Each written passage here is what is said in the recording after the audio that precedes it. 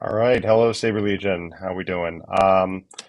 Welcome to the TSL 2023 State of the Legion. I am the TSL Media Lead, David Laudenslegger, and today we're going to be having our owner Charlie Cummings and Melody Graham, our TSL Administrator and Sports Management Lead, on to go through an update of what's going on in TSL for the year 2023 and to introduce our new fighter ranking system.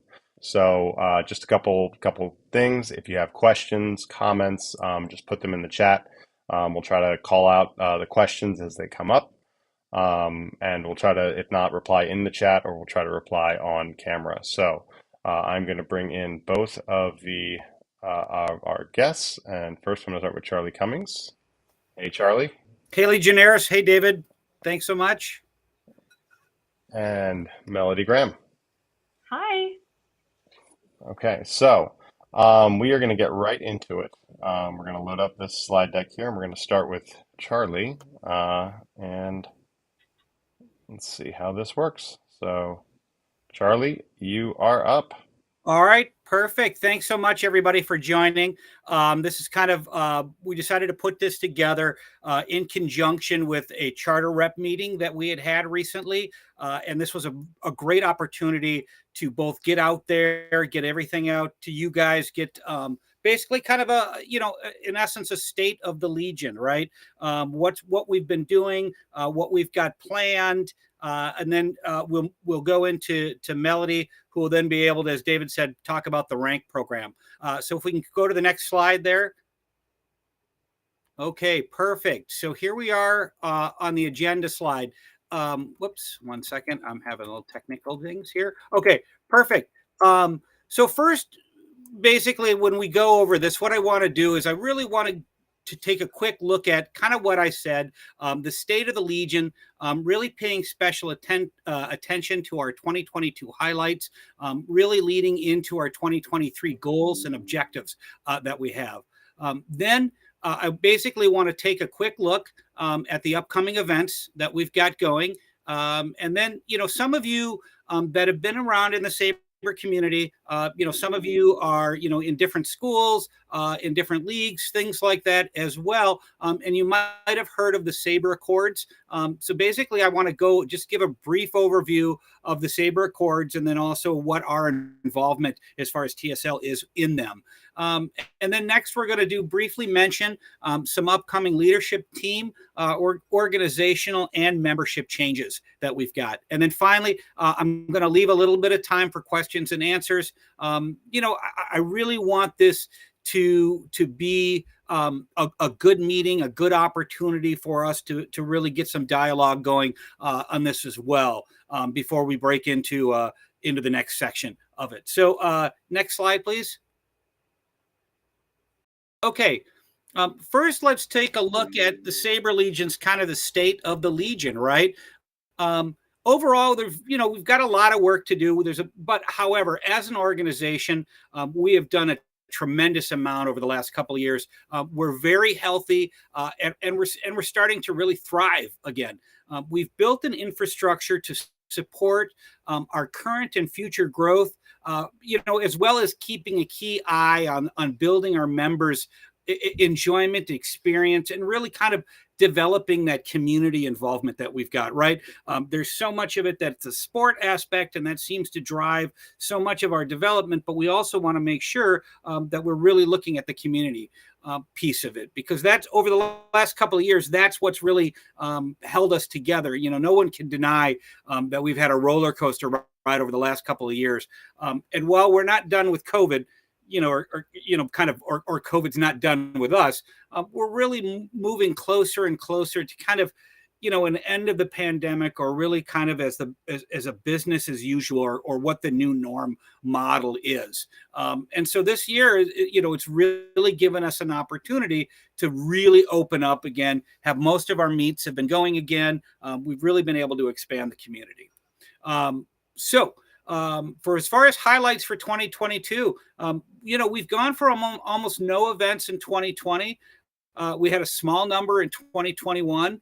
And then as we reopened to, quite a bit last year, and even more this year. I mean, this year we'll take a look at it, but it's crazy. We literally have an event almost every month, if not every month, leading up to, throughout the year. We grew our membership. We've added our international presence. We had 6 countries that joined the Legion basically over the last couple of years. We had a number from South and Central and South America. We had Brazil, Argentina, Chile, Peru, Colombia. We also had our brothers, our Legionnaires, now from down under. So we have an Australian charter as well. Kind of despite the environment of the last couple of years, we've been able to kind of build. We built up our events, culminating in TSL 6 last summer, where we had over 70 fighters participating in over 7 different tournaments. We were once again the largest group at Combat Con, and I'll be honest, we were a bit of a force to be reckoned with on it. I mean, everybody could tell the lightsaber guys and where they were, right? With the return of TSL 6, along with some financial prudence as far as an organization, I'll be honest, we were and happy to report we were able to retire the existing debt that was really kind of eroding the foundation and really stifling our opportunity for expansion and growth on it. So for the first time, we are solvent as an organization. So we are, and I like to be, take a lot of pride in the fact that we were able to do this and able to come out of this as an organization without it being really on the backs of any of you, right? So we didn't charge dues for an organization, but we've been able to basically be a successful, or at least solvent thus far. Besides financial stability, the last thing 22 that mentioned is it did bring some stability in our leadership team, and ultimately we had a complete ownership change, basically with Terry Birnbaum remaining in the role of founder and basically and member at large on that, and starting to have a kind of rejoining the organization again in that capacity. So we're happy for that. So next slide, please. Okay, this leads us then into our 2023 objectives, right? We look to really kind of continue the growth, as being, and I'll be honest, I'll toot our own horn, we're the largest heavily armored LED saber combat organization in the world on that. There's caveats and a lot of that, but I'll take it as it is, right? Rolling out our newly introduced rank program that Mel is going to talk about here in a little bit. That's one of our biggest objectives, and really has a lot of steam associated with it. So pretty excited for you all to hear about it, and for an opportunity for you, all of our fighters, really to see the benefits and hopefully of the program, like what you see, and it's exciting for it to kick off, right? Another piece here, I got to reach out from an old friend, Amanda Jakowski, and part of it, what she's looking at is we're looking to develop and implement a new onboarding and sort of repository database for our fighters. Are we data mining? Absolutely not. Are we sending this off anywhere? No.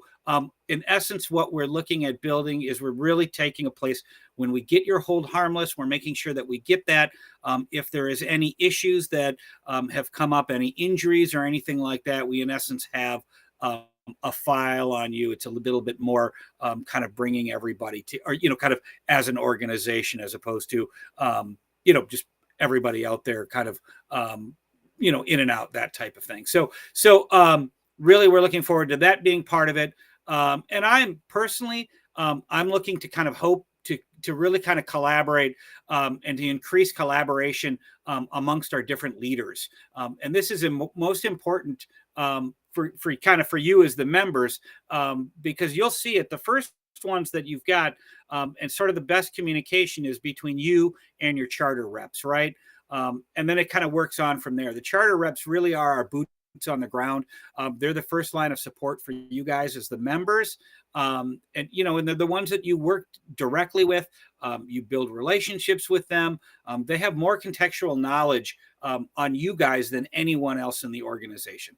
And because of that, it's super important that I myself, who haven't had an opportunity to maybe build a relationship with everybody out there as much as I want to try, and it's just not possible. And even for the rest of our leadership, so I felt that it's really important. So part of what I'm doing this year is I'm doing individual one-on-one meets with all of the charter reps on that. It's an opportunity to kind of go through it, find a little bit about them, and to be quite honest, find out a little bit about you. Because the next thing that you can see on here that I mentioned is the reimplementation. I'm also doing the member spotlights. That was a really good feature that we have done in the past. About every 30 days or so, there'll be a member, not necessarily a charter rep or anybody that you've heard of or that you know of, right? We're a big organization. We're very diverse. We have a lot of people out there with a lot of talents and a lot of fun stories out there. So this is an opportunity to kind of reach out and find out and spotlight some of those people that you might not have heard about, some of those Legionnaires. And part of how to do that is through charter reps as well, right? So I'll be soliciting some information from the charter reps and how to do that, right? And how to build additional kind of relationship buildings on that, right? The next and another objective that we have is really we need to clean the cobwebs off of our website and get that up to date while establishing really kind of our own administration of it and the content. Really, we've been hosted over since the inception of it. We've been hosted by our friends over at Electrum Sabercraft, and they have done a great job and have really, really gone above and beyond helping us out with this. Just to be honest, due to our lack of sort of technical IT knowledge as we were getting started. But to be honest, that's another area where we're expanding and we're growing and we're maturing as an organization. So this is one of the things for us to really get an opportunity. And then finally, we're looking to kind of augment and retool some of our leadership team structure, as well as, change out some of our members. But obviously, there's more to come on that. So the next slide, please. Okay, here you can see our upcoming events. There is quite a bit of events over there. As you can see, very, very impressive. Goes all the way to September. And to be honest, I know that there's a couple. The only reason that we don't have it more is Florida has something in November.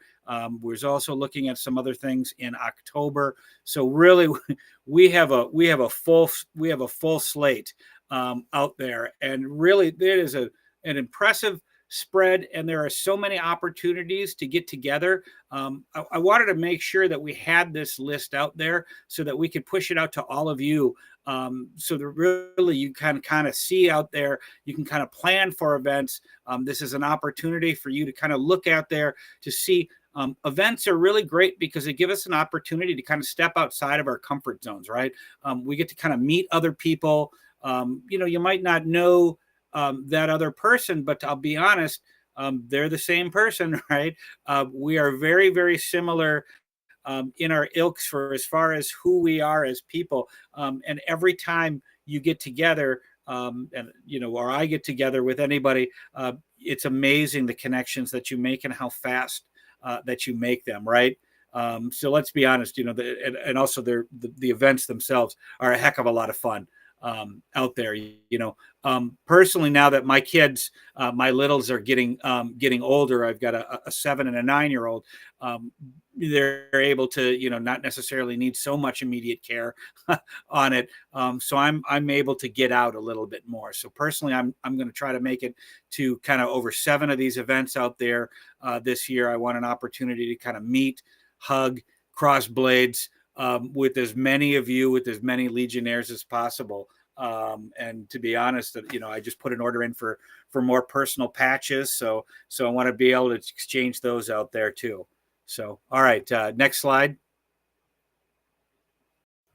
Okay, so here we are with the Saber Accords. Now, as I mentioned before, I know a lot of you that are out there that have either seen this or will be watching this later or right now are part of other Saber groups, right?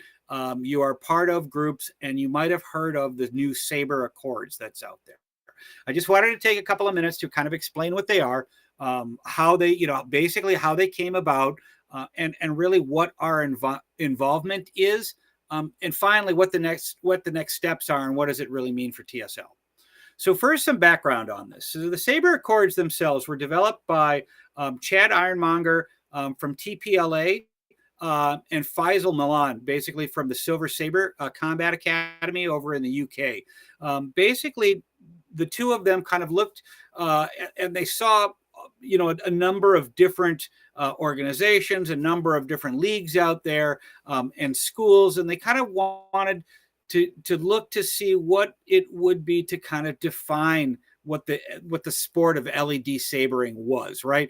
And so, in essence, what some of these at a base level of requirements, some of these organizations or what organizations needed to, in essence, be part of, kind of define what this sport is. And the ultimate goal is to kind of define or, to really give our sport a little bit of credibility, and basically kind of establish some universal guidelines out there for it. We were approached as an organization. Basically, I got reached out to by Chad pretty early on in the process, kind of due to some existing relationships that we have with TPLA, and quite frankly, I'll be honest, our size, our reach, and our influence as an organization, as in the community, right? We're pretty much a major player in the world of LED saber combat, right? So, and with that, we carry a lot of water. So by having our buy-in with it and participation, it really means a lot for that. So, you can see here, as I go over from the overviews, right, you can see there's 5 main attributes, or articles of federation that they call them, that really each participating organization kind of must make a best effort to adhere to or to make sure that they provide. So there are, basically the commitments are, and again, they're all here, but I can kind of say what they mean for us, right? For safety, obviously this is pretty self-explanatory, right? Safety, and this includes gear and training practices. The next thing is fair play, and this fair play really, it covers, establishing clearly understood rules to make sure that a participant that can join the organization understands how to be able to participate and to play in our style of LED saber combat. The third one is, maintaining professionalism throughout the entire organization. So much of this goes with the fair play, and a lot of this has to do with establishing fair rules, establishing your procedures, your escalation processes if something goes on, making sure that your line judges, or in the case of schools, because like I mentioned that there's a lot of schools that are part of this, making sure that your training practices are safe, right? Those things. The next one that's on here, is diversity.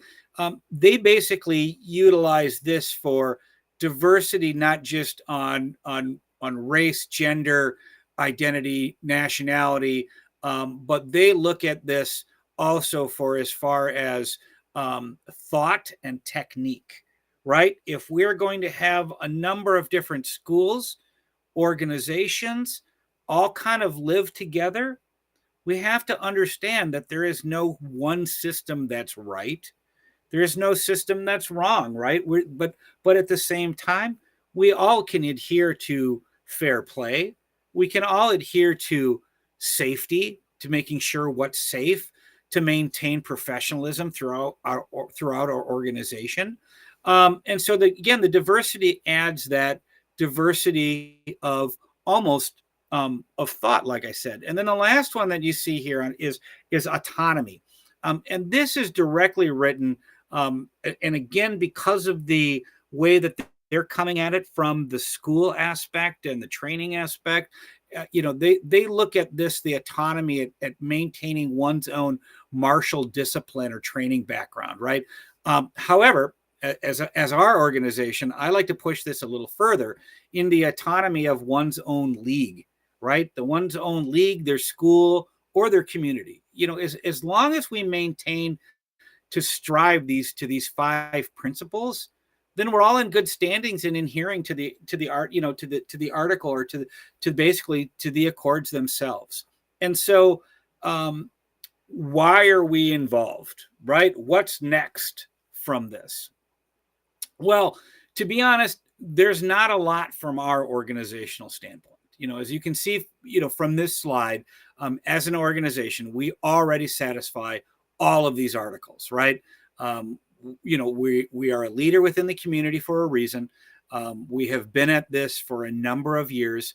We do not have the hubris, though, to think that we are the best at this, or to think that everything that we've got sewn up, right? Mel can also tell you we're going through another rule look at and review going on, right? So we're always looking to make sure as an organization that we're striving to be better, right? However, as an organization, basically, we wanted to make sure that the signing and our participant in this accords, it's basically, in essence, it's kind of an extension of our motto, right? United through Sabers. And with that, the foresight of our leadership, since the beginning of our inception, we have ensured that we were and remain, a great and open, a fun and inviting organization to be part of. And so this is just kind of a natural extension of who we are, to kind of help out, so to speak, again, without being any sort of hubris to think, oh, well, we're the Saber Legion, but by the fact of us participating in this and and showing our support of this, and for any other school or league that wants to do this, as you can see here from the quote, right? We all do better when we all do better. As we continue to lead the way, this is a big quote that is near to dear to anybody's hearts here from Minnesota, and that's our late Senator Paul Wellstone. And this really means a lot, right? We all do better when we all do better. It doesn't behoove the Saber Legion to do well and to have Lightspeed not, right? Or it doesn't behoove us to do well and to not look at what TPLA has done in the past, right? We basically are a big community, and the way I look at the Saber Legion is we are a platform. We are a community. We are an organization. Yes, but we are a platform for fighters to be able to come in, to feel welcome, to have a place to be able to ply your craft, whether that be, whatever that may be for as far as in your sabering backgrounds. And so that's really what I look at it as a whole. And so I really, again, I look at it as basically that's our fundamental participation in it. Okay. Next slide, please. So Charlie, we have one question related to this. I was just going to say this is probably a good opportunity for some questions. Yeah. So we have one question that came in during, and I put it up here, but it's from Ewok Consular Ewok, says we're SMAP and LSL a part of the Saber Accords. So LSL have had a lot of conversations with Kang about it. He has been engaged with all of them, and as an organization, I'm not quite sure if they are signing for it. I know that Kang, but they have definitely been reached out, and they've definitely been talked to, and there's been some dialogue that has been going on. And I'll be honest, SMAF, I'm not sure what that is. I'll be honest. The Saber Martial Arts Foundation, SMAF. Oh, yes, Yeah, yes, and I believe they have. Yeah, yep. Sorry, yep, they have. And a lot of this is through, um, a big Facebook page of quite a bit. Tony Negron's Facebook page that he's got, which is full of schools. Yeah, basically, they are integral in all of this too, as well. Okay. I don't see anything else, so I think we can move on to the next slide. If you do have a question, we can hold it to the end of Charlie's presentation. Sure. Okay. Okay. There's some good looking mugs on this one. So, finally. Sorry, Charlie. I didn't mean to interrupt. Tony came in with a response. So LSL is not signing on, and individual schools in the Saber Martial Arts Foundation are signing on. Perfect. So, Perfect. there's your answer. Okay. But I again, everybody was kind of approached, right? So, all right. Okay, so here, finally, I want to talk briefly about some changes that we're making within the leadership team and to the team itself, right? We've had almost 2 years of changes, really, and working to kind of get us to this place. We went, and I'll be honest, we went pretty much from a top-down model to a team, really, more of a team and a council with a counselor approach. Where we at one point we would have had a single person making the majority of the decisions for the organization. We now have teams focused on particular areas while working together to kind of driving the organization forward, right? So we've been able to really take advantage of some people's individual talents, what they excel at, and really kind of roll them out into areas to kind of let them do their thing and really kind of push the organization in our community forward, right? The initial format that we had and the current format was developed by Eric Rimbliss. As you can see there, Eric is a member of the owners team. And now that we've been able to kind of work in this environment over the last couple of years, we've been able to kind of see where we might be able to better utilize someone's talents, their strengths, in maybe some different areas, maybe kind of change around some of the responsibilities. Basically, we're going to kind of level set some of the responsibilities to kind of best suit the members of the leadership team that we have. And we're also, really kind of learning that some of the functions initially that were assigned to one team, they might be better suited to another team's responsibility or their charge, right? And so the first change will be the redevelopment of the administration team. And that's really kind of going from an admin team to more, if you think about it, an operations team.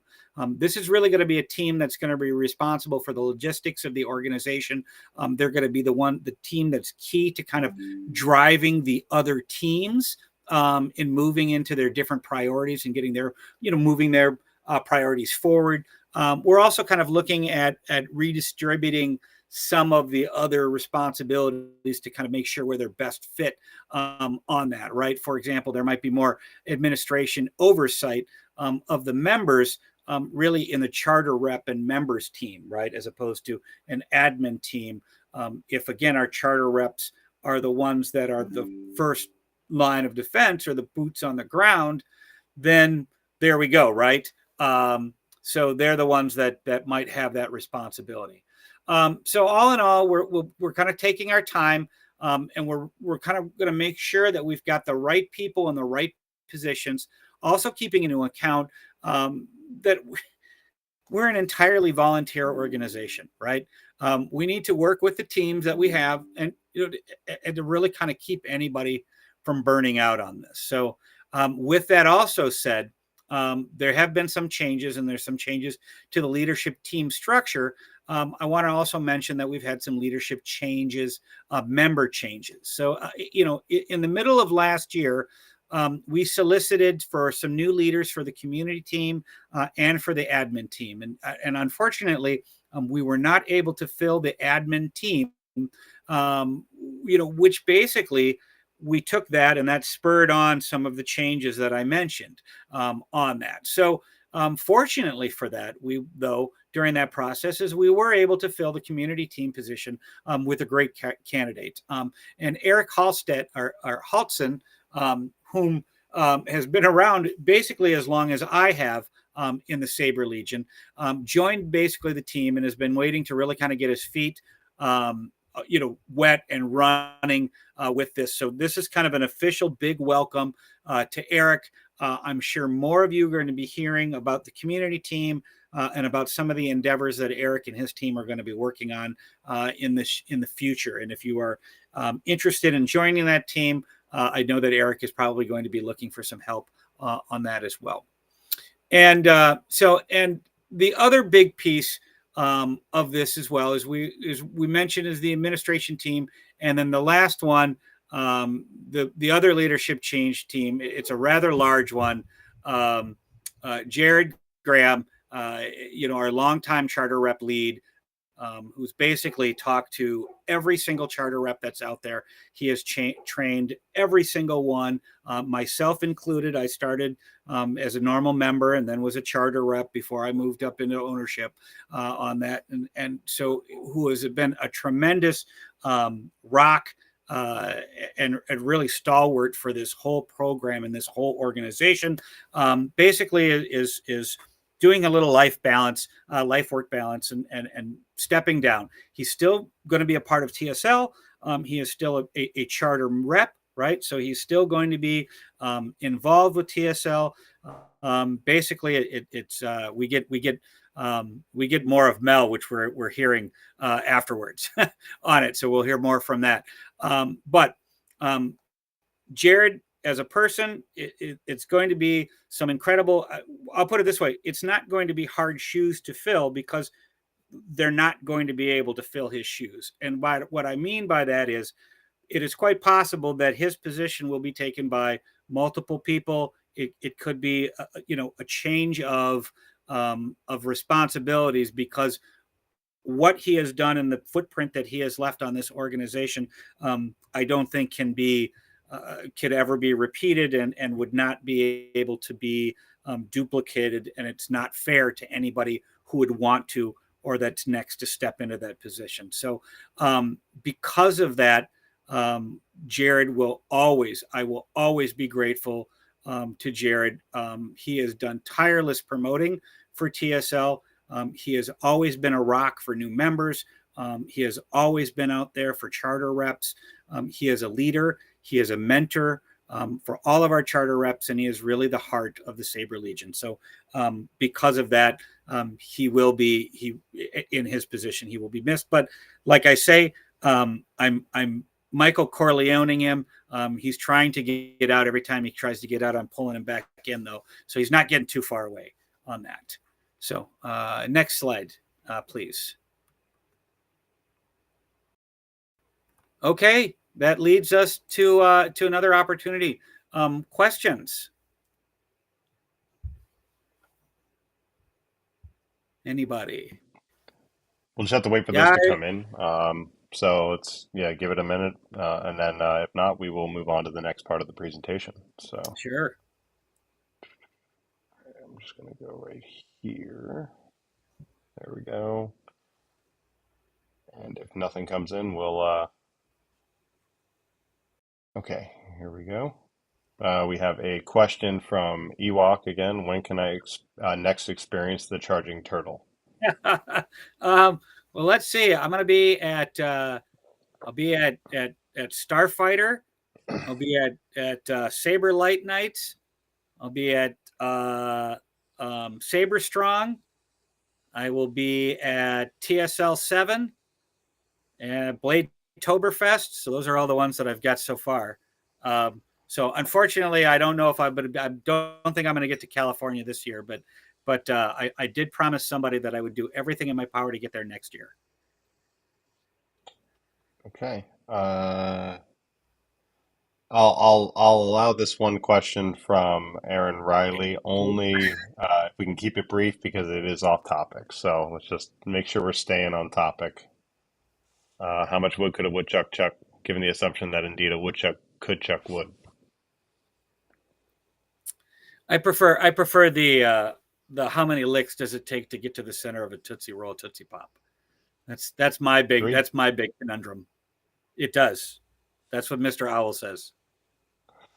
Okay.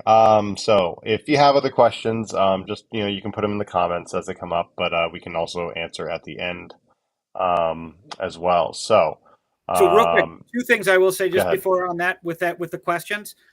One, I am available and accessible. So if you have something, you can go ahead and reach out to me. And the other thing too, as I mentioned before, I am meeting with all of the charter reps, right? So if you also have something, you can also talk to your charter rep because your charter rep is scheduling at some point to talk with me between now and August. And so that's another opportunity to be able to kind of get some stuff up through, whatever you got. That's all. So thanks, David. No problem. All right. So Charlie, you're still in the meeting, but just say bye since people will not see you in there. So everybody, Yep. thank you, Charlie, for with that update. And there we go. And we're going to bring in Melody Graham, our sports management lead and directing team lead. So take it away, Melody. Okay, so off topic slightly, I see a question in the comments. A few of us were waiting for direction from Miss Graham for assistance. Thanks. For assistant rep training. So this is, if you would like to be a line judge, you can do that at any point throughout the year. There is a test that you have to take, and I can send you the link for that. And then you have to do training hours. So like at your local charter meets or at a major event, you participate as line judge, you track all your time, and then you say, hey, I have trained and I have so much experience, please make me line judge. Now, if you would like to be in the directing program and you would like to be a counselor for your local area and also potentially travel around and go to all these things and help out your community, that program actually starts in October and runs for 8 months. And then 8 lessons. And then the students take a test over the new rules update once that is produced. And then they do all of their experience hours at annual tournaments. So you have to come to annual tournament and then you do your experience hours there, at least in part. And that's how you become a director. So I love you too, York. So you guys are so nice. Oh, the charter rep training. So tell them Jared is not leaving his position. Oh, so Jared, sorry, I got off on a different topic. I thought you meant me. So Jared, my husband, he is still, yes, the charter rep lead, and he will be doing that position until after TSL 7. So he will give out the annual award that we always do, the charter rep of the year, and the nominations for that will come out shortly, and you will submit for that. And then, so he will still do that. As far as training, just go ahead and contact him. He is still doing the training for that. All right, so yes, hello, Erin. Erin is my teacher, so. All right, community presentation. I just want to acknowledge all of the people. This is a huge program. It took 3 years from like TSL 4. I remember being in a bar at 3 a.m. with Terry and Charlie and saying, hey, it'd be cool.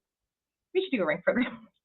So that's how long it has really taken to find the correct program. And I couldn't have found the right program without David Laudenslager's help. He's the one who found this program that is a free software share. So thank you to that. Oh, thanks, Kamal. And the data entry contributors. These are people who have held on to records since 2018. Like foundational work was developed by Kevin Cook, who had an amazing spreadsheet going back all the way through 2018. And then there are people who watched live streams before there were scoreboards projected onto them, who wrote down all of the notes so that we could have the data. And I couldn't have done that without them. People like Tony and Jared, Joe Plavinko, Jason Newing, who sent me all of the East Coast Brawl information, and of course, someone who I consider my partner in a lot of this stuff, David Laudenslager. And Tiffany Hagan, who is also a consular, and she is in the Florida Charter and an Amazon, helped enter in a lot of the data entry. So once you see how much data, you will be super impressed. So if you see these people, you know these people, tell them how awesome they are, because I think they are too. So I'll take the next slide. All right, so this is actual math. No one is sitting around saying, who do I think is the best? This is a program that was developed based off of an Excel program, an expansion add-on to Excel called the Chess Ranking Assistant, which uses a Glico rating system. If you're a super math person, I put this little math formula here for you. If you can solve that equation, a program does it for me, but welcome to it. Glitman was somebody who used another program that's called ELO, and instead of it going, when this person fights this person, who wins, who loses, and that's it, Glitman actually also considers other data. So it actually stretches the amount of time that people are inactive. So it says it's a prediction system. So if somebody is fighting and they just won, then they consider that prediction to be pretty valid. But if someone hasn't fought in, like, say, 11 months, their prediction of where they would be in the numbers is less because they haven't fought recently. And so at some point, in fact, in this program, it's 366 days, you actually fall off the active fighters list. So, but all of your data is always going to be there, and we'll get to that. So if I can go to the next slide.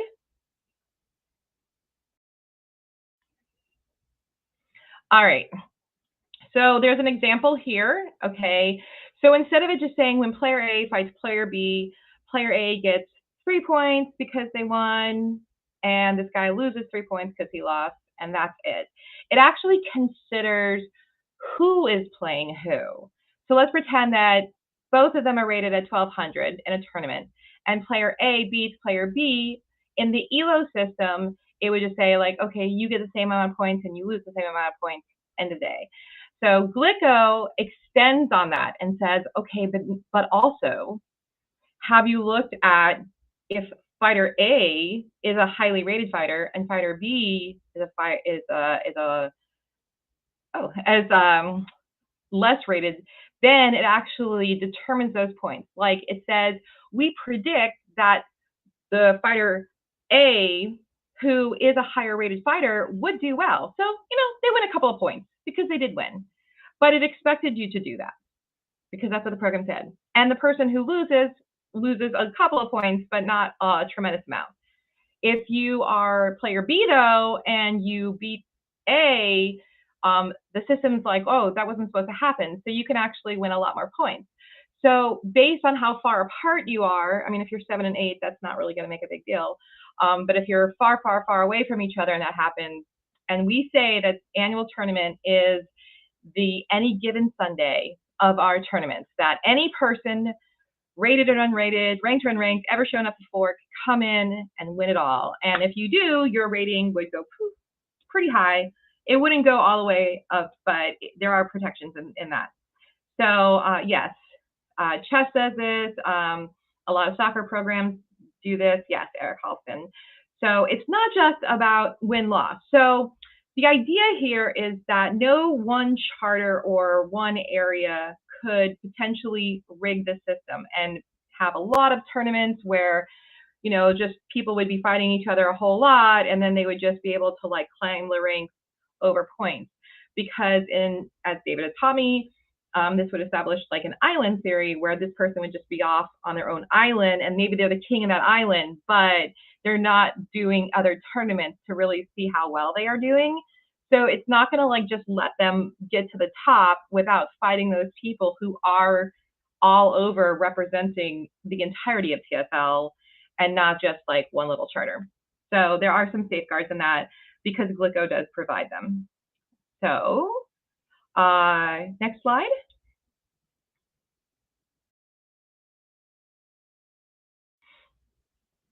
Oh, okay. So questions at this point. I think I did this almost exact same PowerPoint for the charter reps a while ago so that they could help explain this to you if you have questions on site.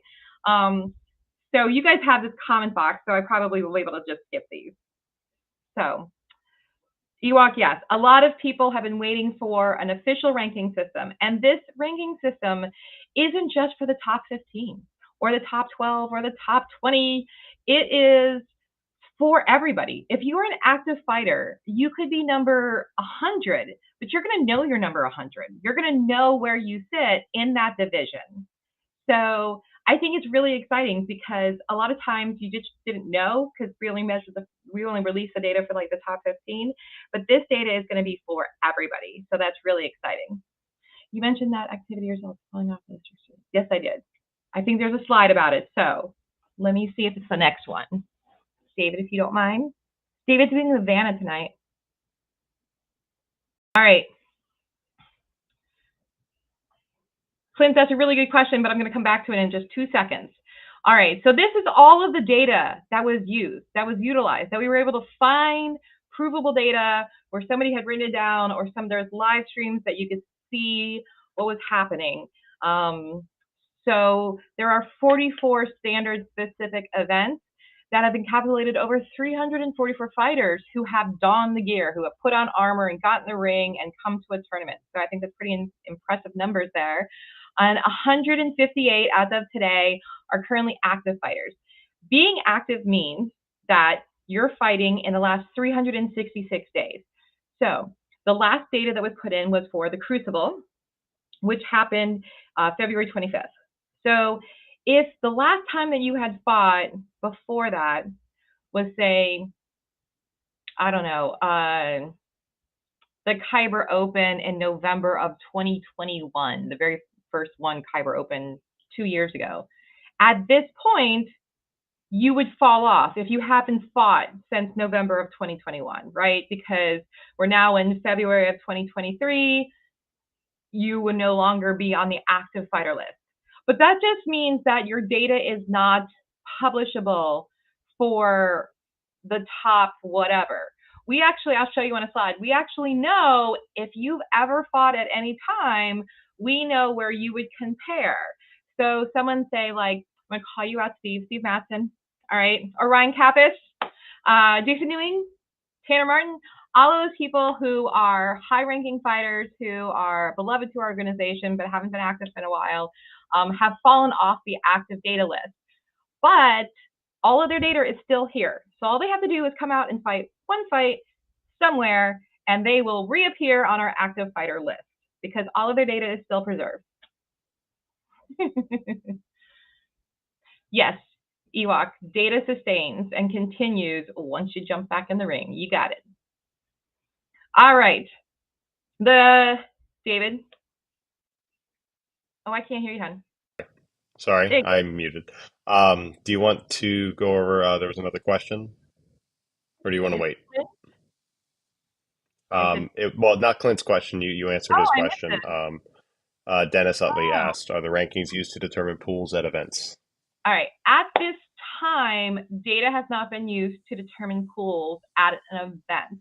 We are examining how to further utilize it. Like right now in a CS series, if, CSs are always about entertaining the crowd, right? Like you want to put on a good show and you want to have competitors that are going to do well against each other. So the ranking system can really help us know which fighters are in which kind of capability levels, right? So that's definitely something that can right now today be used for a CS series event. Now, as far as determining pools, it definitely has the possibility to. There are arguments about, should there be like a majors or like, like a wrestling, like a heavyweight versus a lightweight or something like that. And there's definitely discussions or topics that we can explore in the future. But right now for today's rank release, I don't think we're prepared to answer that question. Okay. Would that be fair? Yep. No, I would agree.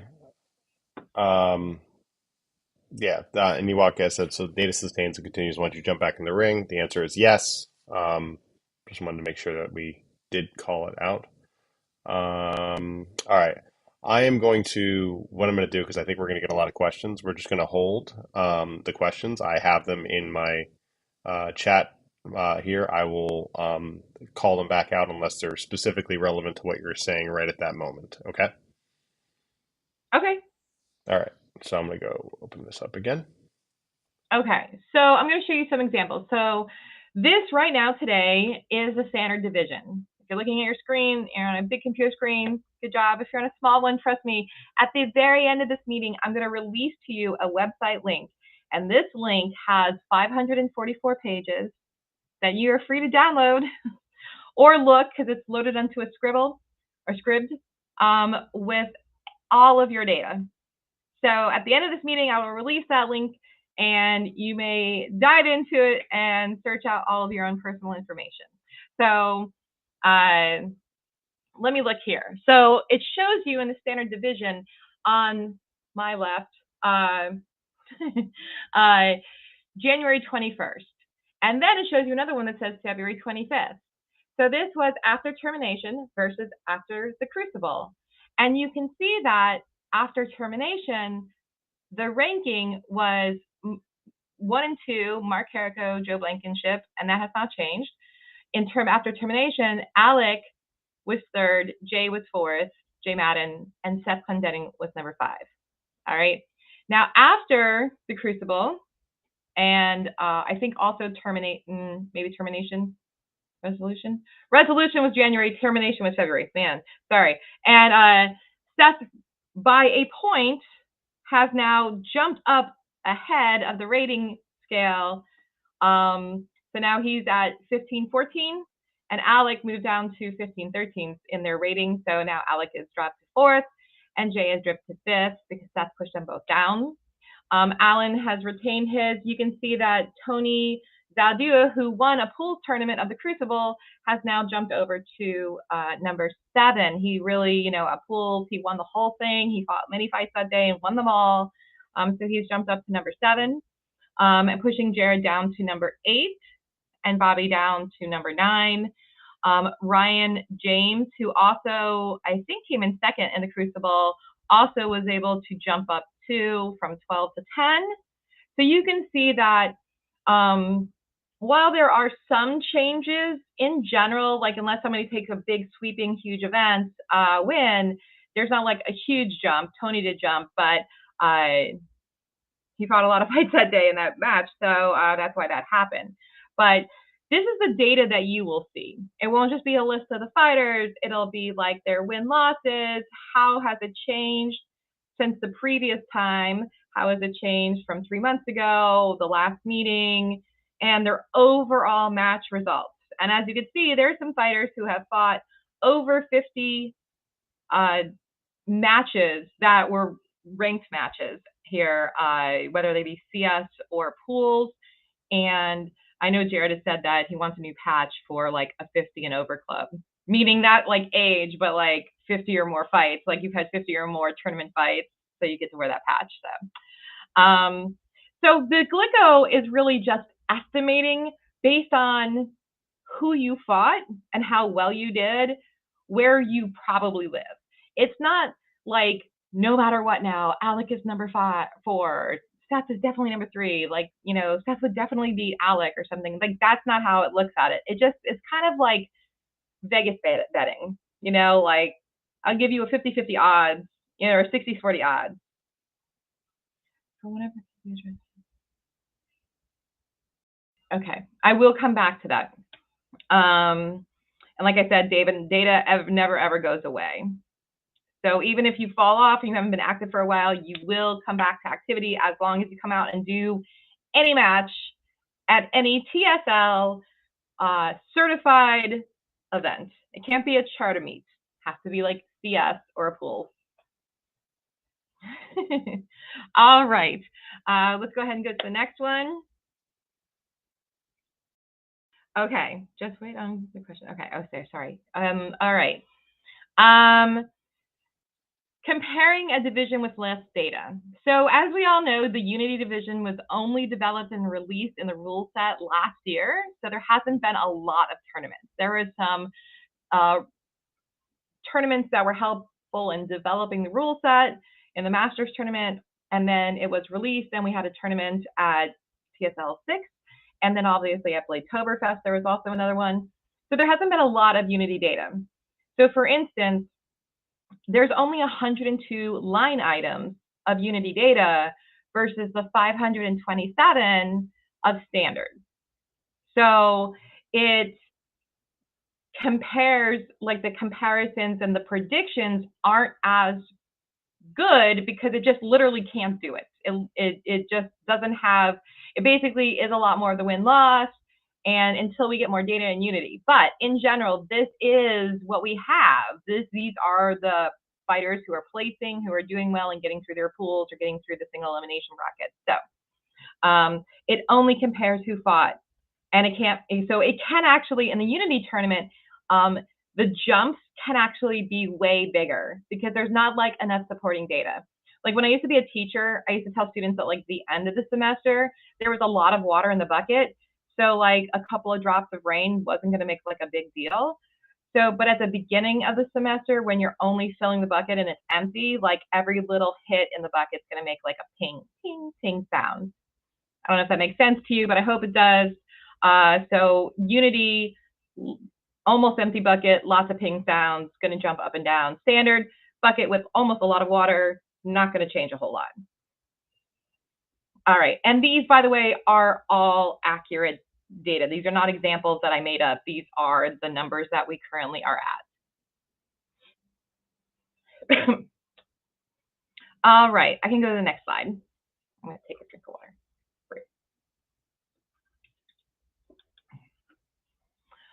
Okay, we have also developed this for tags. So right now, the only ones that have been developed is standard, Unity, tag, and the women's division. Exotics and the Masters division has not been completed at this time. So don't get too excited. Okay. All right. Tag also has a lot of not much data because every team is a new team. So like, let me explain. So everybody knows that the belt holders obviously are Mark and David.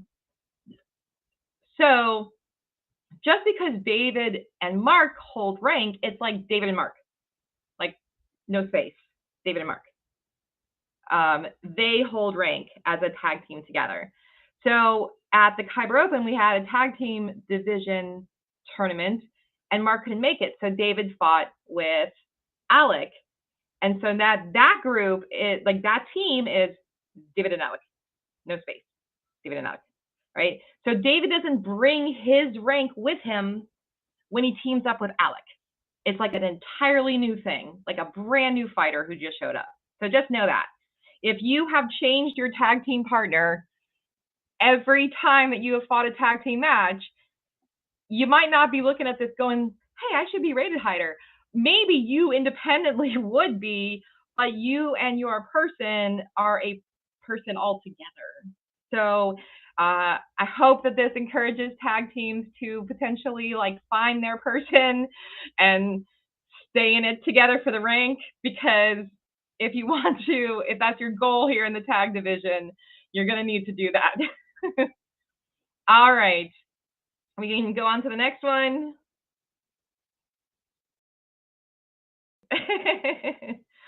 All right. And then lastly, the women's division. It's another small division, but I think it's an important amount of data. A lot of times, sometimes some people don't feel like we're necessarily as inclusive. We do have 43 women in the division that have ever fought.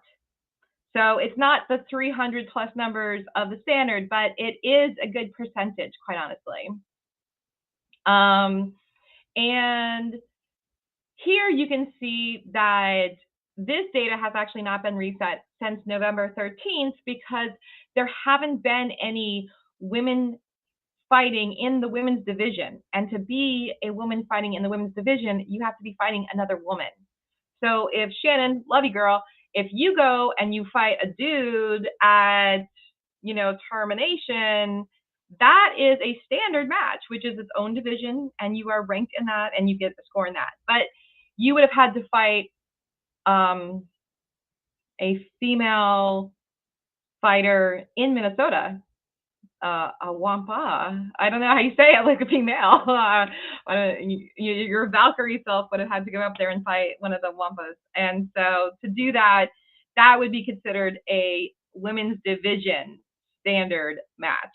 So if you're looking on your score sheet and you're like, hey, you're missing a match, it's probably because that was just a standard match, not a women's division standard match, if that makes sense. Okay. Oogie, that's a funny comment. All right, next slide.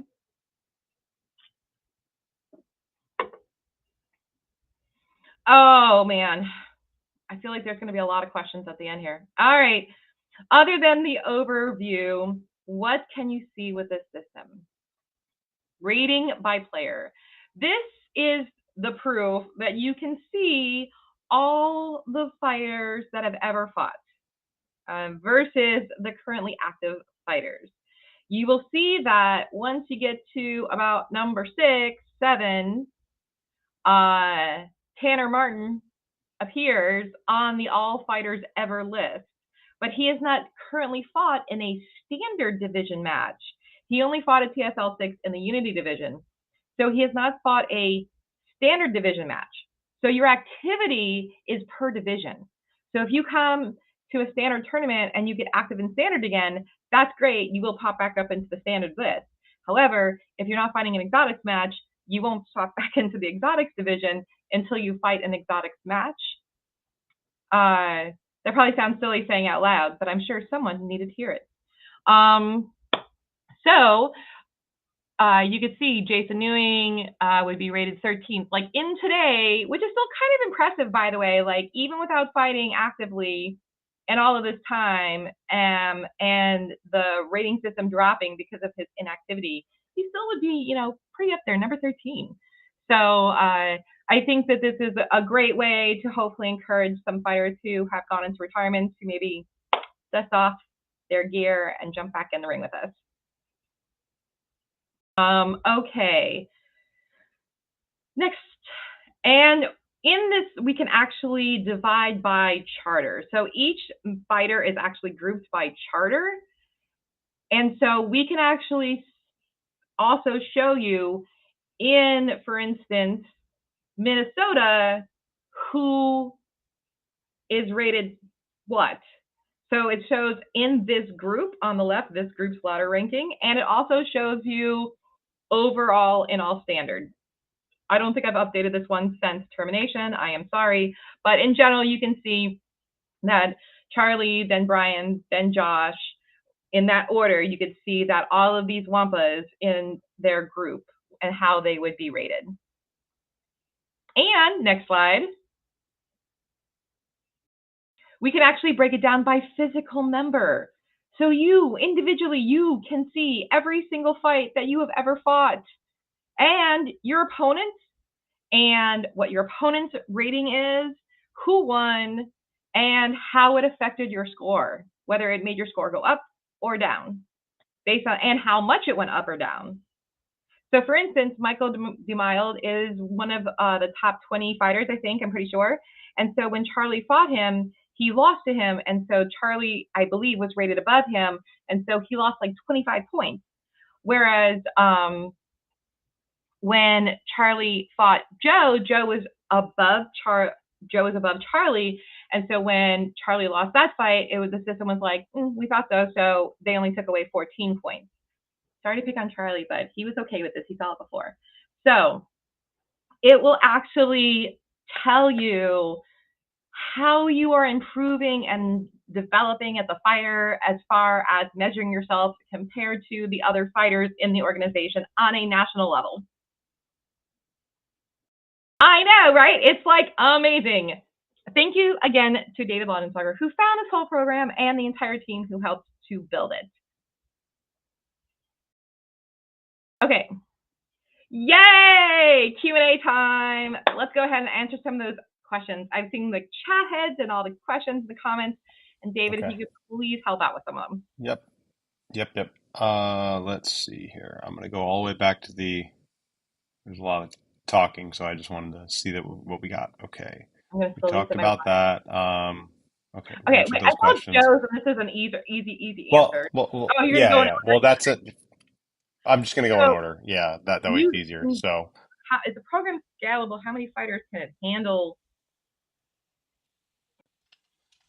There's the answer, like 1,400 line items, so yeah, the answer is it's as robust as the Excel spreadsheet and the Excel program can handle it. It is an add-on to Excel, so it gets a little like large to process it sometimes. It might take like a minute or two as opposed to when like I do Unity, it takes 5 seconds. Um, but it's not there's no real there's no scalability issue right now, even if we would double or even triple in size or something like that. Other than if something like that would happen, we would have to revisit, but that's really the limitations of Microsoft Excel. And because like I say, this is just an add-in that is just telling the spreadsheet what to do in Excel, so it's not really doing anything special that we have to work out. So, and right. this is used. This program is used by chess organizations that have like large numbers of matches, much more than we do in a single event. Many more matches within like a year. I mean, they do it like like weekly meetups in a club. Will do this, and they'll have multiple things. So that we're probably not going to run into that issue. Because I haven't seen any bugs or anything that pops up that would would cause an issue. So we're good there. And handling global ranking, it'll just be the same. We would just enter if Germany puts on a tournament, those fighters would go in. If they never fought American, the U.S. fighter, you would kind of get that island effect where you wouldn't necessarily accurately predict, as Melody was saying, the island effect. But I didn't want to step on you that. That was No, I'm just reading some of the comments. Sorry. okay. Here's the next question. Will early losses always hold back people who competed much too early? Is there any scaling to get more relevant to more recent fights? I feel like I'm not reading what I'm. Can you? So what he's asking is if you've been fighting since say TSL 3, which is the first event, and maybe you weren't that good of a fighter at TSL 3, but now you're a much better fighter. Will it hold you back a lot more that you competed early because you might have lost rating? And does the scaling get more relevant to recent fights? And the answer to the second question is yes. It It does. does. Activity is beneficial to you. The more you participate in more recently, the better it works in your favor, assuming you're winning. I mean, but Right. also the same thing with losing because you'll lose less as well. The more data, the less of the giant swings that occur. Yeah, I totally agree. I mean, you can ask Jared. Obviously, he's been fighting since TSL 1. He has been in every annual tournament, and so, like, he didn't, place in any tournaments. And I think his highest was at TSL 4, and so then, you know, he was ranked because he would always do really well at CS matches, and then he would always be at annual tournaments. We had like lots of numbers, but recently he's been like placing at tournaments and going to a lot more tournaments, and that has really helped him achieve. I mean, I think he's in the top 8, 10, something like that. So anyway, the answer is if you are an older fighter and you're coming back and you didn't used to do as well, you will absolutely be able to turn that around, given that you get out of your pools and you place and you obviously come to events. Cool. Let's see here. I think it's Joe's question. I just want to make sure. All right. So this is what Joe asks, and do you answer this in a slide, right, coming up? I don't think. I think I As far maybe as the do, belts in general. but I can say really generally, rank only matters as far as determining events in the championship series belt for standard. The belt, all belts have been moved to annual tournament. The women's belt, the masters belt, the tag team belt, the annual tournament belt are all at annual tournament. The only belt that still exists on the CS circuit is the championship series standard belt, which Mark currently retains. And we're going to talk about that in a little bit, about the belt and how it'll start moving and things of that nature. So it doesn't like matter right now, but it is a good tool to use. You're still at a CS event trying as an event coordinator. If you're part of your event coordinating team, you're still trying to make the best matches, right? Like you're not going to maybe play somebody who's in the top 5 against somebody who's in like number 50, because it wouldn't be fair to the fighter, because it would be really hard for one and not as hard as the other. It wouldn't be like an equal matchup, and it wouldn't be as entertaining for the crowd, which is our primary thing that we like to do at CSs. So as a data tool, as an event coordinator for your event, you definitely can utilize that information. But as far as the belts, the simple answer is no. It doesn't matter for belts. I hope that answers your question. Okay. And Ewok said, would open tournament matches that happen to be between 2 women count for women's division rank? So like they came to let's say TSL 6 and just happened to be fighting in a pool of standard, and they were just or eliminations, or yeah. No. Once So you like if Shannon fought Juliana in eliminations for standard division at TSL 7. No. Okay. Yeah, it doesn't. Once you sign up for a division and you've allocated your funds for that and you're registered for that tournament, it doesn't suddenly turn into counting for that tournament and another one just because you're a woman. It just doesn't. If you're fighting in the women's division, then that win or loss counts for that division record, if that makes sense. Okay. And Ryan had a similar question about like, how those stats get added. So that it doesn't matter if it's in, so we answered that question. Right. Like if you go to a CS and you're like, I'm going to go and fight Shannon, all right, at a CS. Okay, so Shannon and I are going to fight. That is a women's standard division match. We've agreed upon it beforehand. So that's our division. We're going to fight in it.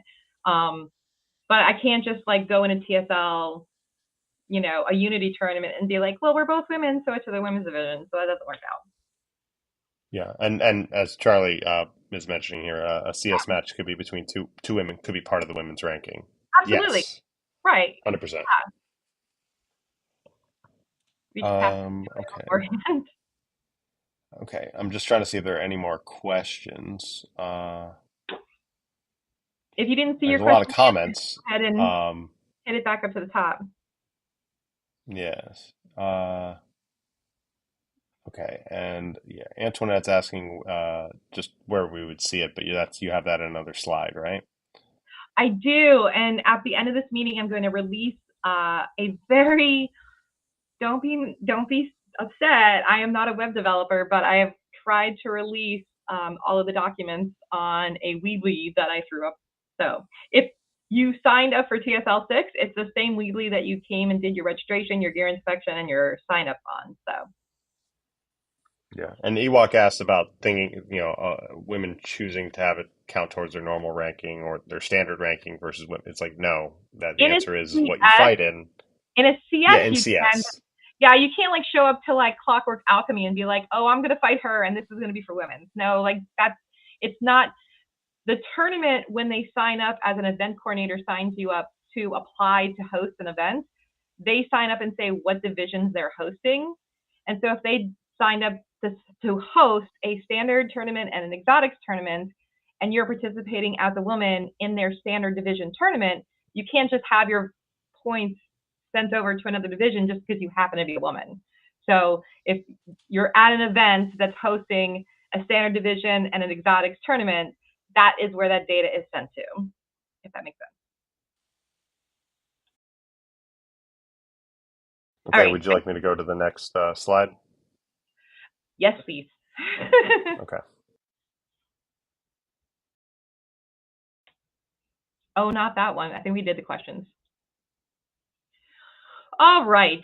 So, all right. Going forward, so how do we calculate points and how do we decide who gets to do what and things like that, just to make it all fair? Based on our rule set, it currently says, as you can see, a championship series match is the best 2 of 3 matches, or the best 2 matches, right? Like if you have fight A and fight 1 and fighter A wins, fight 2, fighter B wins, and then they fight a third one and A wins, then those 2 wins mean that that guy won his CS match. Woohoo! That's 1 point because as the rule set states, you have won your CS match. And that's just how that is. We've done a lot of discussion. We've had a lot of groups about it. We've had discussion about it. So this is how we're moving forward. And you'll see why in a second. So don't throw the eggs yet. Based on other factors, then we've looked at, well, how many people can you have in a pool? Because as you know, if you have a lot of fighters in a pool, then you're going to have to fight all of them. Like if you have 10 people in a pool, then you have to have 9 fights per pool. It will take you an entire day probably, but you could do it potentially, but not in TSL. I mean, you can, but it won't be ranked. So we have said that if the majority of your pools with your event coordinator and your director working on those things is 4-person pools and 2 people advance to single limbs, then you're probably going to get about 7. If you won the entire event, you would get 7 line items that say win, win, win, win, win, because all your pool wins, all your single elimination, round 1, round 2, round 3, semifinals, and final, right? Like you're going to get all of those wins in a pool tournament. So that's as big as it can possibly be. That's majority. Now, as we all know, we sign up for an event. It's supposed to be, one thing. Some people drop out and you have to like work it all around. But if the majority of your pools are 4-person pools, then 2 people can advance. Now, if you want to do it as a 5-person pool, well, then as you know, all your fighters are going to get 4 fights just because they're in a 5-person pool. But so then in that case, only 1 person can advance to your single elimination. Now that's majority, remember. So you're hosting an event, it's 40 people, you have 8 pools, and 7 of them are 5-person pools. That math doesn't work. Let's say 1 person dropped out. And so that means that you have a majority of 1 person single eliminations because a majority is 5-person pools. So, good? Are we all good? No comments, no questions? All right, let's move on to the next slide. Also, we are breaking down our international group into 5 regions for event hosting. All international events are outlined in green here. All of the red is the West. All of the purple there is the South. All of the light yellow there is the Midwest. And all of the blue is Northeast. So once a year, all of the people who would like to host events, your charter reps, your directors, all of those things, come to a meeting. We already had one earlier this year, and we all agree to a certain amount of events.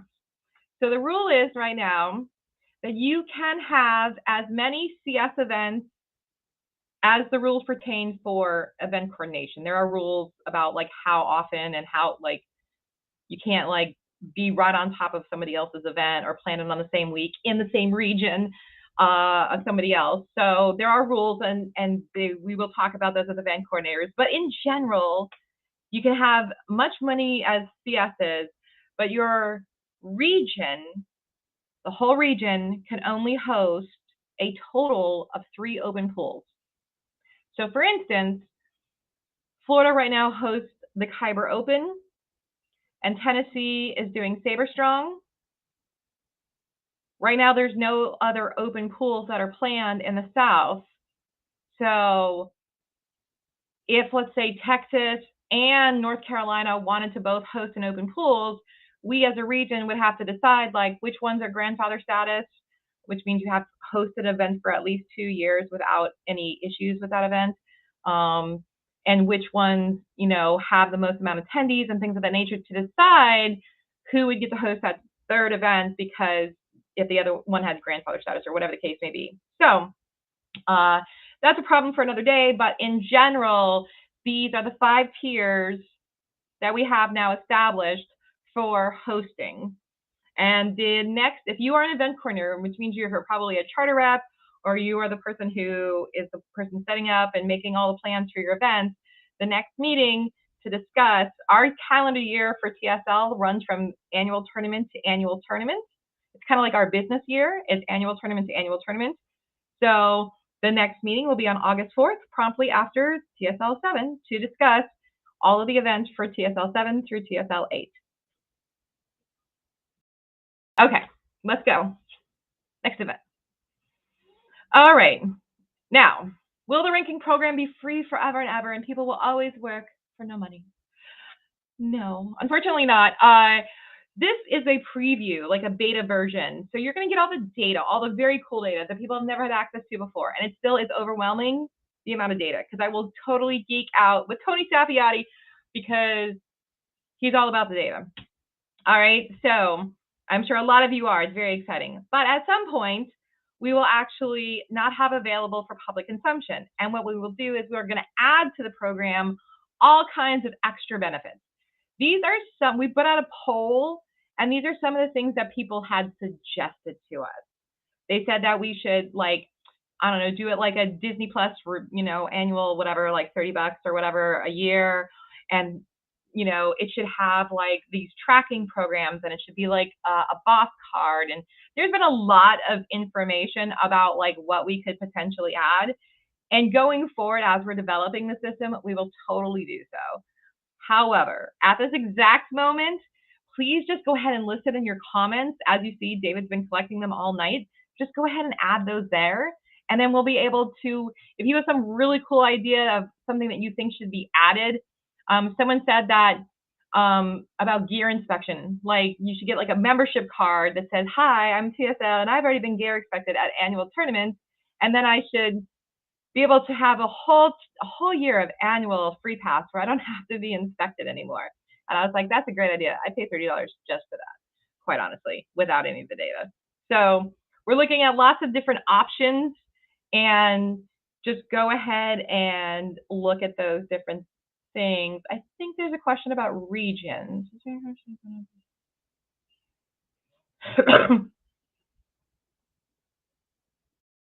not sure how to answer the question necessarily. I might wait for David to come back on. You're muted, Jen. I think the big thing about that we talked about with that was that it has to do with also like how many charters are active in that region. I think with the Western region, it might be that are hosting events. The Western region being so large, California is the only state hosting events at this point. So that might change. That could change if like, say like, you know, Washington and New Mexico and Arizona and Colorado, and they all started like, we want to host events. We want to host events. You know, this is only talking about rank. This is not talking about community events and things like yeah, that. absolutely. So yeah, but the big thing is like to understand is this is how it is now. If the data changes, if situations change, we will reevaluate. That's how we've always operated. So, you know, it's just if you know, if for some reason Texas and Louisiana become like the most active charters that they want to host events all the time and they have 500 fighters, great. Maybe we need to split out into, you know, two separate things there. Right. You know, yeah, this is just how it is right now to help keep this under control and to monitor it, and so we're not stacking events. And you know, California has 20 events in one year, and we're putting all our fighters right at the top. So we and Charlie's mentioning we're not trying to stifle any growth. We are open for growth. It's just right now we're looking at, you know, at that. This is how it is today. This is just the beginning, you know, this is the first time we've done this where we separated into regions. And right now it was based on the number of events that are currently being hosted. And the regulation about it only being 3 per region is based on the number of what we are currently. So when we have this big meeting on August 4th with all the events, all the people who want to host events and have directors to, participate in certifying those events, then, we can make better allocations at that time. That is true too. If you're wanting to host a meet, obviously that's your charter rep, and that's a local thing that has nothing to really do with rank or anything. But if you're wanting to host an event, make sure that you're having discussions with your charter, because it's a huge thing, and make sure that you're talking to the directors team and that you're getting multiple directors if you're trying to have a big event, because it takes more usually than one person to run an entire tournament. So, and if you don't have one local, you might need to train someone in your local area before you can even think about hosting an area. So if you don't have one currently, because our directors are all unpaid, they're volunteer staff, they don't even usually get any kind of compensation. So make sure that you're trying to work that out. Okay. Have to consider human assets and experience. Yes, absolutely. We try to provide a lot of training. So well said, Kay. We try to provide a lot of training for all of those things, but you definitely don't want to burn out your people. You could host like 9 events a year, but your charter will suffer probably, because that's just a lot of time, effort, and work on all of the people who are doing the work. So, all right. So I think this is my very last slide. The charter, the championship series belts. What do we do with the data? And so to answer Joe's question, I had a slide all ready for you. All belts are only at TSL annual tournament except the standard championship belt. The agreement that the leadership team has come up with is all of the CS belt holders have to schedule an event within 6 months and defend it within a year, right? So like we all have life happen. We're all traveling on our own dime, obviously. So trying to coordinate with another human being who also has a life and has to travel on their own dime obviously can be difficult. So the plan initially is that when someone wins a bout, we're like, yay, good job, congratulations. You have 6 months, and then you have to defend. So yes, that is the current plan. We have already informed Mark, who is obviously the current belt holder, about who the number 2 is currently, which is Joe Blankenship, and that match is currently being coordinated as we speak. If for whatever reason Joe or Mark could not do so, Joe couldn't do it if he was like, look, that's just not going to work out for me. I can't make this happen in this next 6 months. Skip me and come back to me later. Maybe, right, if it stays the same. Then we would go to the number 3 at that time, whoever the number 3 was, and say like, are you available? Oh, we do have a date. Charlie just let us know. The belt will be defended and fought for on June 17th in a special event. They just agreed to it. I'm going to bring Charlie in so you can talk about it. So go ahead. Yes, You're absolutely. Yep, great, awesome. We just got it. Basically, Joe and Mark just were able to work out a date. Father's Day weekend, June 17th is probably when the date it's going to be. We have a venue lined up for it, and we're just going to see if maybe put a couple other fights, just a couple other things just on the card, just for for fun. But the main draw is really the heavyweight, or rather the standard Champions League belt is up for grabs. So huzzah! I'm so excited. Yep. It's gonna be great. Which is so super important. As you saw, it doesn't change usually in the 1 and 2 seed, but it could potentially, obviously, if any of the 3, 4s, and 5s travel a lot. But it's already a done deal. This is definitely gonna happen unless it goes after annual tournament, and then all the numbers might shift and we don't know. So I'm glad it's going to happen. That's super exciting. This is my last slide, so I think all 3 of us can just stay on and just kind of field questions as they are necessary. I think one of the things, and I apologize, I had to step away really quick, bedtime, is with everybody having access to it right now, right? To the ranking system and to being able to see, we have a ton of events between now and between TSL 7. So it's an opportunity for people to actually fight and to see how things change within that time. I'll put it this way. I've already seen it change from the one event that I had because I lost at termination. So I already watched myself drop a couple of places on it. So it's a live, active, living list basically, or living ranking system. So yeah. It really it's amazing to see. Like, if you're a data nerd, it's just, I mean, not even a data nerd, just like, it's so much fun to watch it change. And like, David and I would, like, I'd be entering things and be like, oh my gosh, look what it says now. Look what it says now. So it's really fun. And we're going to release that. I think I said at the end of this meeting. It actually was at the last on the last thing, but it's a hyperlink, so it's probably easier to just, I will put it on a comment on Facebook or whatever the case may be, I guess. Or I guess David could put it as like a comment on the comments. Maybe. We'll put it everywhere. We'll put it at the end so you don't drop off yet. But I think the other only update is that we will have the new rule set. It was only a small update, so it's just called 3.0B. And that should hopefully come out by Starfighter, but not be actually used or utilized until obviously annual tournament like we have always traditionally done. So it gives you 3 months to go ahead, read over the rule set, make sure that you understand any updates and have any questions so that you can ask us. The link's in the chat, comments, but it's there as well. So thank you very much. All right.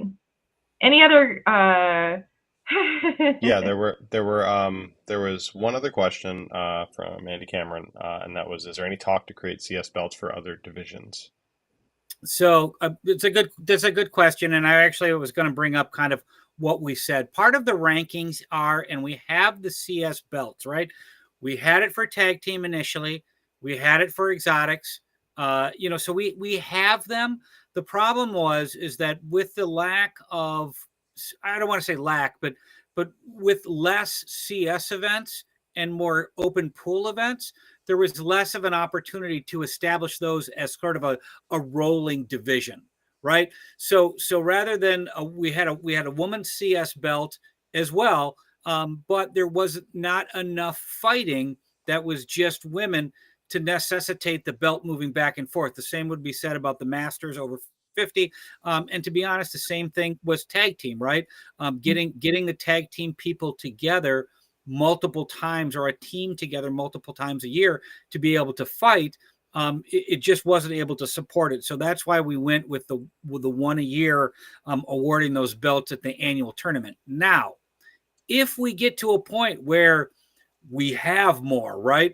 There are more events that are popping up. We're able to build more of a tag team division or something like that, then absolutely we'll look at reestablishing a Champions League type of belt for those. We have those. I look at it, and the whole Champions League idea was kind of based off of Premier Soccer, football, right? You can have your league, plus you have the Champions League. You can win, your league cup. You can win your country cup. You can win the Champions League cup, right? You can win all three of those things. Same type of thing. It's just another area to be able to fight. So yeah, definitely for supporting growth. And that's the only other question, unless, we'll give people a minute to put in any other questions that they might have. So if you do have a question about what we talked about tonight, now is your chance before we sign off and say goodbye. So thank you to Charlie and Melody for all the presentation. It's a lot of talking. It's a lot of it's a lot of words. So go ahead, Melody. I was just going to say, while we're waiting for questions, I think one of the questions I've always got was like, how can I do better in the rank system? Like, if that's something I want to do. Obviously, remember, the rank it's obviously super fun to just look at and kind of see. It is obviously for people who want to competitively fight in this division. in whatever division they want to participate in, especially as we, move forward with it being a membership program. So it is a tool. And if you want to use it, I think one of the things that you can do is really look at, when you're looking at your calendar of events, make sure that you're choosing things that are, if they're in your own community or close to your community, make sure you're supporting your own events, right? Like, so CSs and open pools, it's great. If you have to fly and you have a budget, then make sure that you're choosing things and events that you can support that are going to support the divisions that you want to grow in. So for instance, like Bladetoberfest hosted a standard exotic, they hosted I believe, I'm probably going to get corrected if I'm wrong, a standard, an exotics, a women's, and a unity. Okay. Yep. And you're good. then, I was there, but, and then the Kyber Open hosted a standard exotic, women's, and tag team. So if you are really looking to get your numbers up in the Unity division, then that would be the thing that maybe would push you over to go to Bladetoberfest. Whereas if you really wanted to get your tag team numbers up because that was something you wanted to explore, or just because you thought it was like the funnest thing ever, you might want to choose like tag team. So just kind of think about, like, as you're traveling and as you're trying to make decisions, make sure that you're trying out some of the lesser thought in divisions like Unity and tag team, because those numbers, like, you can still see how you're progressing as a fighter and how you're doing overall if you want to measure your growth in the data set. That's all. Okay. Dennis asked, when will the master rankings be up? And I would extend that to exotics as well, as far as like what our plan is for that. I think that's probably a good next step thing to talk about. So, so I will tell you that it took me 60 hours to initially input all to hand key in the 1,500 lines. Well, like 1,000 lines, and then like 500 that Tiffany did, to get this done. So right now I'm kind of on a pause because we're in the middle of doing the rules update and sports management. So once I can get those for the leadership team and get those approved and then all that published, then I'll be able to go back and cycle back to doing the exotics update. All right. And Joe asked, how do we look up our fights through the years in the link? And I'm going to do it. I'm going to do it interactively right now. Okay. Oh, okay, So cool. just give me 2 seconds to do it, and I will do it. There we go. Okay. Can you see that window? No. No. Yeah, I can. Can you see that window? Yep. Okay, great. So this is the ranking thing. So you see here there is standard, tag team, unity, women's, right? All the divisions that we have. So if you click on standard, it takes you there. You scroll down, you can see the actual ranking pages. And then you scroll down past it, and then there is a list of all of the players that have ever done everything. So if I go down here, David, wait, if you expand big, like make it full screen. Okay, yeah, I can do that. And then can you see that? It's a hyperlink then on everything. Yeah. Yeah. So you can go and you can. Of course, it's not letting me. There it is. If I go here and I say there is Joe's information, so you can see everything, all your matches, win loss, right there. So that's pretty much how you do it. I do not have a scribd membership, so we'll close that. And that is that. So that should answer the question. Thank you for doing that. Yeah, no problem. And this is probably a question more for Charlie. Steve asks, at some point, will there be a mechanism for charters to vote on their leadership annually at some point? So, to be honest, I think that might be something for, worth exploring. And I think one of the things is, and I'm actually gonna throw it over to Mel, because Florida actually has, more than any other charter, they've gone a step ahead and they have their own leadership council within the charter, right? So not only do they have their charter reps, and by the way, part of the deal is with charter reps too is we're at a position to where it's a volunteer position, right? And so while we try to ensure that all of our charter reps are doing everything that they need to do, or are being as engaging or as approachable as possible. We are kind of hindered by whom we have that steps up to do that from time to time, right? But again, I'm going to mention and maybe turn it over to Mel so she can explain a little bit what they do in Florida, because to be quite honest, that's a pretty big good model for what to do for some of the more robust charters. Or Jared will. I see a shadow. I see a shadow. I see a Jared shadow. Cameo. That's right. What's up, guys? What can I help you with?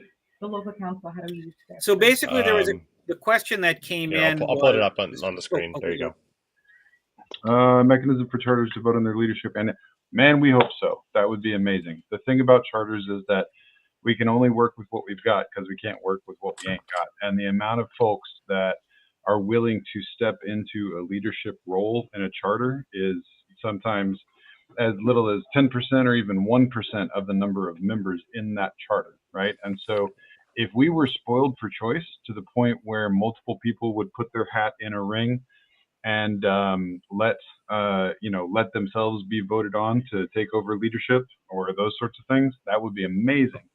What might actually work better is sort of the model that we have in Florida, which is where individuals, I want to boop you too, Ewok, individuals who don't want to take on the full mantle of charter leadership, but want to contribute in their own way, have all gotten together and formed sort of a little sub-council or a leadership crew for that charter, and all of them have a voice and all of them have a vote.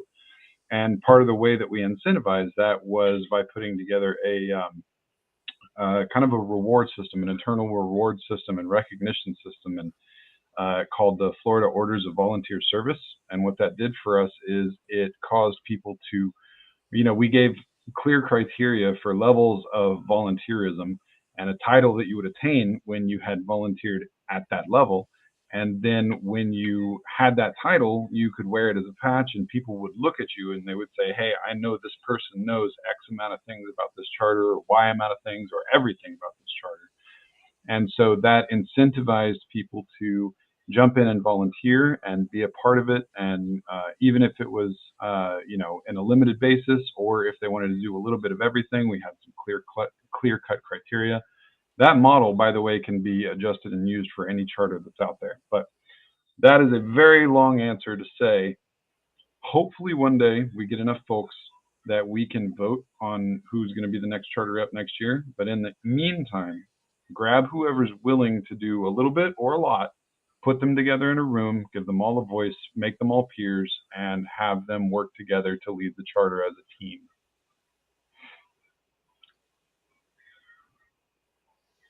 Cool. Thank you, Jared. Appreciate it. Yep. Nice pinch hit. All the time we're I saw a shadow like, I need a consult. Somebody come help. That's usually me asking Alec or Mark to come over because someone built something. So I think that is everything. I don't see any other questions coming in. So Charlie, is there anything you want to add before we sign off? No, other than I as Mel could say, we're couldn't be more happy or excited about this program, about it on there.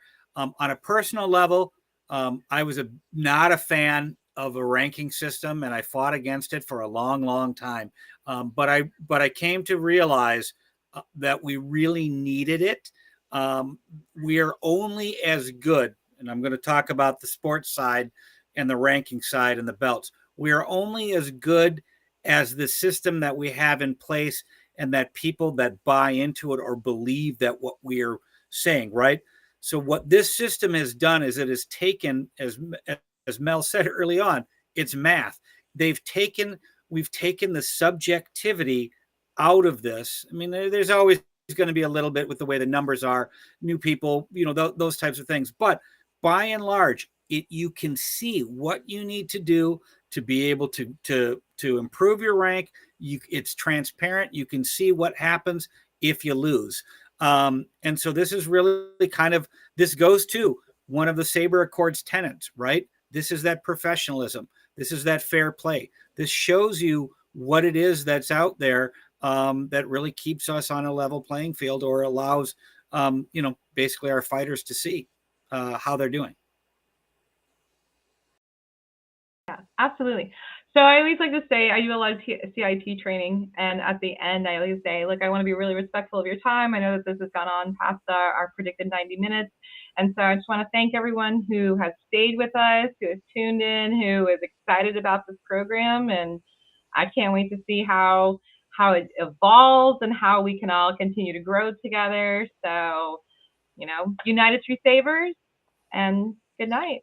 Yep. Love you guys. Yeah, in reality, nobody really tuned out. We kept pretty stable numbers. So, thank you all. If you have other questions, put them in the comments. Comment on the community page. Any of those places will be the best place to.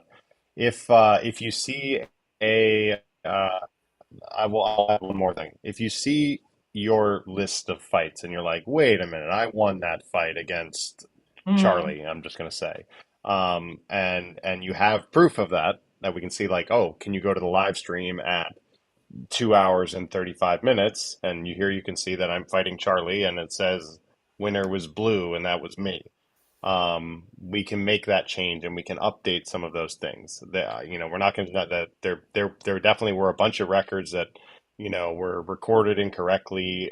People didn't actually fight people. There was different things we had to fix as we were making it. So it's something that will grow and change. So if you do see an error and you have evidence that that supports that, we can make that change. So just want to emphasize that part of it as well. That's there, and it would change it all retroactively. It's not going to suddenly, like, it's just going to change it at that point, and then it's not going to make a huge swing, but for one match. But Yeah, that's just absolutely. something to We're keep in all mind. human. Human things happen. Don't get upset. Just show us what we need to fix, and we will do so. So, good point, So, though. all right. That is it then. Thank you both. Thank you, Saber Legion community, and United Through Sabers.